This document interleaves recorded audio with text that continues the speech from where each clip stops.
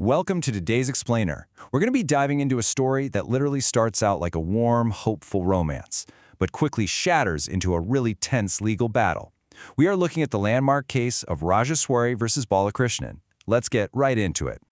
Okay, so picture this. The defendant makes a solemn, serious promise to marry the young plaintiff. Naturally, she believes him and completely commits her heart to their shared future. But then, out of nowhere, he just refuses to proceed. He pulls the plug.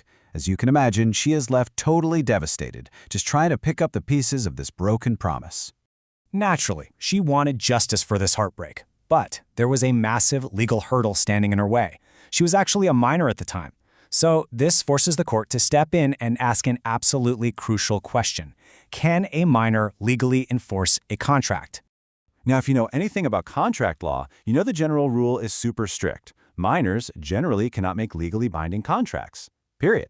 And the defendant, well, he totally used this as his legal shield.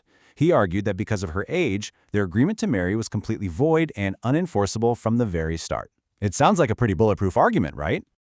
But hold on, because here is where the judge delivers a massive twist. It turns out there's an exception to that rule.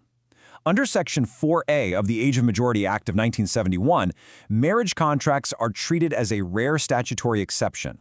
Basically, the law says that when it comes to marriage, those agreements are legally binding, even for minors.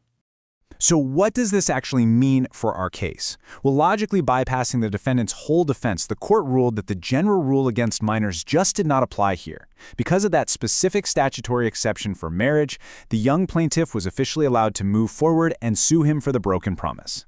So the ultimate takeaway for us today? Age is not a loophole for heartbreak.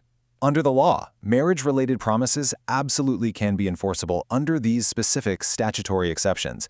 It really makes you wonder, doesn't it, how many other everyday assumptions can be turned upside down by a single line of law?